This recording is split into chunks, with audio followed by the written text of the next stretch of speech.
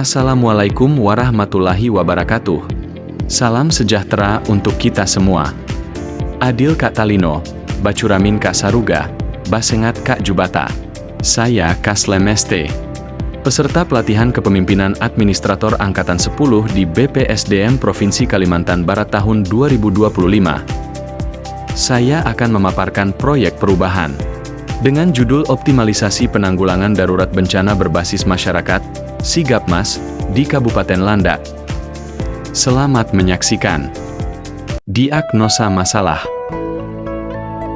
Kabupaten Landak merupakan wilayah dengan potensi risiko bencana yang cukup tinggi, terutama banjir, kebakaran hutan dan lahan, serta bencana hidrometeorologi lainnya. Kondisi ini menuntut adanya sistem penanggulangan darurat bencana yang lebih optimal, adaptif, serta melibatkan partisipasi aktif masyarakat. Selama ini, penanggulangan darurat bencana masih menghadapi berbagai kendala seperti keterbatasan kapasitas masyarakat desa, belum adanya tim reaksi cepat desa, kurangnya mekanisme komunikasi, serta keterbatasan sumber daya BPBD Kabupaten Landak dalam menjangkau wilayah terdampak secara cepat. Hal tersebut mengakibatkan penanggulangan bencana tidak optimal. Melalui kegiatan aksi perubahan Sigapmas, upaya optimalisasi dilakukan dengan edukasi dan pelatihan, pengembangan sistem peringatan dini komunitas, penguatan jejaring komunikasi lintas sektor, serta pemanfaatan sumber daya lokal. Harapannya, masyarakat dapat lebih cepat, tepat, dan mandiri dalam respons bencana sekaligus mempercepat pemulihan pasca bencana. Milestone Aksi Perubahan. Dalam pelaksanaan proyek perubahan Sigapmas ini, kami menempuh 9 milestone atau tahapan kegiatan. Puji Tuhan, 9 semua milestone tersebut berhasil kami selesaikan. Milestone pertama, melakukan koordinasi dan konsultasi dengan mentor dan stakeholder. Koordinasi dan konsultasi dengan mentor untuk melaporkan rancangan aksi perubahan yang telah direvisi pasca seminar rancangan aksi perubahan serta konsultasi rencana pelaksanaan kegiatan jangka pendek. Milestone kedua, pembentukan tim efektif. Untuk mendukung seluruh tahapan pelaksanaan aksi perubahan, dibutuhkan adanya tim efektif yang memiliki peran strategis dalam mengawal, mengkoordinasikan, serta memastikan setiap kegiatan berjalan sesuai dengan tahapan yang telah direncanakan. Tim efektif ditetapkan dengan surat keputusan Kepala Pelaksana BPBD Kabupaten Landak. Milestone ketiga, rapat kerja tim efektif. Rapat kerja tim efektif aksi perubahan merupakan langkah strategis yang sangat penting untuk menyatukan pemahaman, membagi peran dan tanggung jawab, menyusun rencana kerja yang komprehensif, serta memastikan adanya koordinasi yang solid antar anggota. Dalam rapat kerja tersebut, dihasilkan dokumen rencana kerja kegiatan optimalisasi penanggulangan darurat bencana berbasis masyarakat yang menjadi acuan resmi dalam menjalankan seluruh tahapan kegiatan. Selain penyusunan dokumen utama tersebut, rapat juga berhasil merumuskan berbagai keputusan penting sebagai berikut: penyusun materi pelatihan, penyusun jadwal pelaksanaan kegiatan, penentuan peralatan simulasi, penetapan lokasi pelaksanaan kegiatan, pembentukan tim pelaksana kegiatan, penyusun rencana anggaran biaya, pembuatan surat permohonan narasumber, penyusun surat undangan kegiatan, surat pemberitahuan tempat pelaksanaan kegiatan. Milestone keempat, persiapan kegiatan pelatihan dan simulasi serta sosialisasi kebakaran hutan dan lahan serta sosialisasi pembentukan tim reaksi cepat desa di Desa Salatiga. Kegiatan ini dilaksanakan di luar rencana kegiatan jangka pendek, tetapi atas permohonan pelaksanaan kegiatan dari Desa Salatiga, Kecamatan Mandor. Dalam rapat tersebut menyepakati 1. BPBD Kabupaten Landak menyetujui pelaksanaan pada 11 Agustus 2025, 2. Menerbitkan surat persetujuan resmi, 3. Menyusun materi, jadwal, dan peralatan, 4. Menetapkan tim pelaksana kegiatan, dan membuat surat perintah tugas Kepala Pelaksana BPBD Kabupaten Landak. 5. Berkoordinasi dengan Kepala Desa terkait kesiapan sarana, prasarana, dan dukungan masyarakat.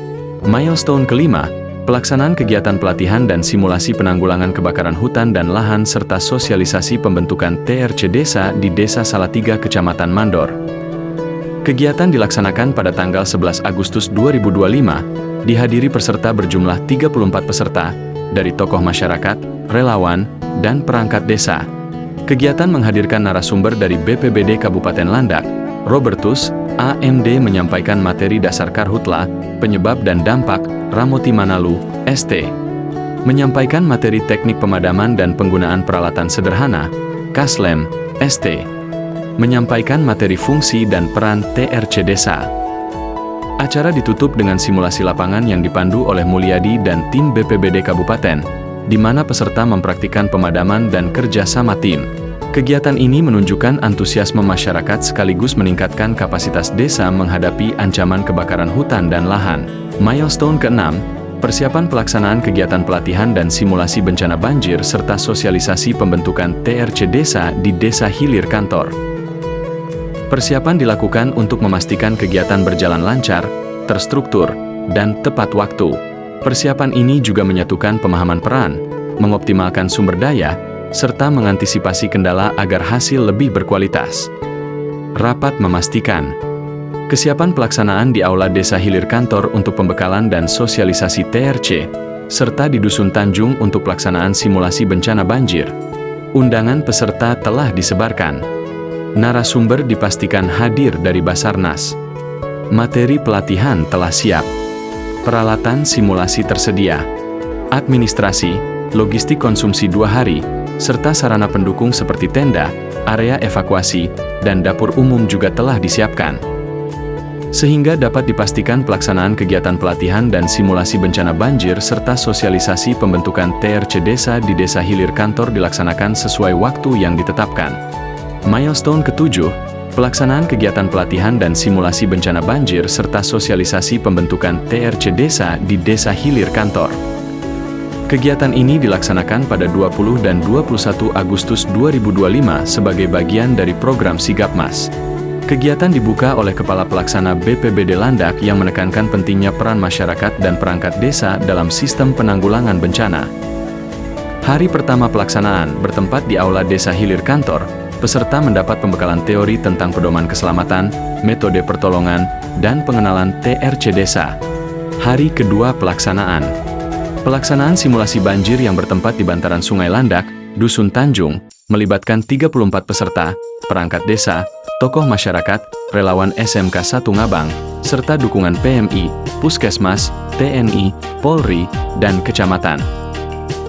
Narasumber yang dihadirkan pada kegiatan ini, Leo Umbara, dari Basarnas Provinsi Kalimantan Barat menyampaikan materi pedoman keselamatan air.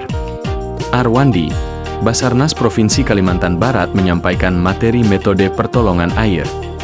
Ramoti Manalu, ST dari BPBD Kabupaten, menyampaikan materi pengenalan TRC Desa.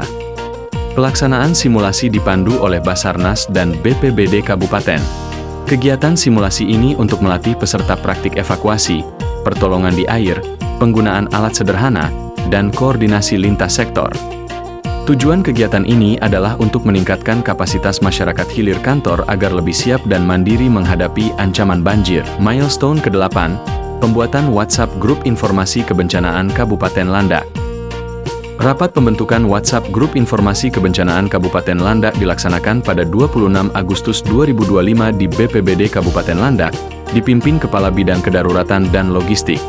WhatsApp resmi dibentuk sebagai sarana komunikasi cepat dan koordinasi penanggulangan bencana dengan anggota BPBD, seluruh camat, dan seluruh kepala desa. Admin ditetapkan dari BPBD dan camat, dengan panduan teknis, surat pemberitahuan, serta SK Kepala Pelaksana sebagai dasar hukum. Sistem kerja dibagi 2 tingkatan, yaitu 1. Grup utama, BPBD Kabupaten dan Camat se-Kabupaten Landak, sekaligus sebagai admin grup. Grup utama ini untuk informasi resmi dan keputusan strategis. 2. Subgrup, Camat se-Kabupaten Landak sebagai admin grup dan Kepala Desa se-Kabupaten Landak sebagai anggota grup. Subgrup ini untuk koordinasi teknis dan laporan lapangan. Alur komunikasi berlangsung secara 2 arah dari kabupaten hingga desa.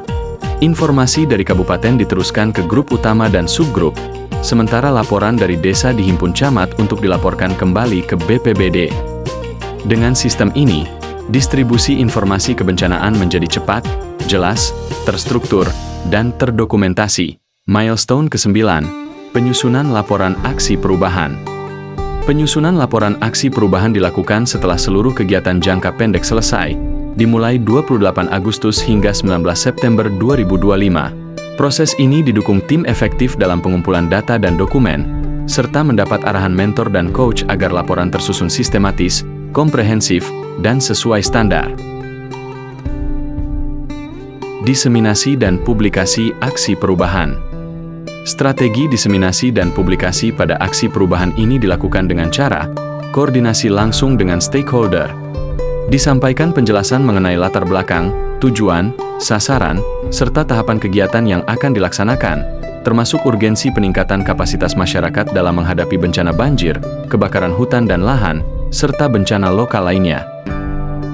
Sehingga mendapatkan dukungan stakeholder seperti Sekda Kabupaten Landak, BPKAD, BPBD Provinsi Kalbar, Bapeda, Satpol PP, Dinas Pertanian dan Ketahanan Pangan, Dinas Sosial, Dinas Koperasi UKM Perindustrian dan Perdagangan, Dinas Pendidikan, Dinas Lingkungan Hidup, Dinas Arsip dan Perpustakaan, Dinas Kesehatan, Dinas Pekerjaan Umum Penataan Ruang Perubahan Rakyat, dan Kecamatan Ngabang. Keberlanjutan aksi perubahan. Keberlanjutan aksi perubahan berlanjut ke jangka menengah tahun 2026, dengan pembentukan TRC Desa di wilayah rawan bencana lain, pelatihan dan simulasi lanjutan, serta penyusunan usulan dukungan regulasi dan anggaran. Fokusnya adalah pelembagaan program dan integrasi ke dalam perencanaan daerah.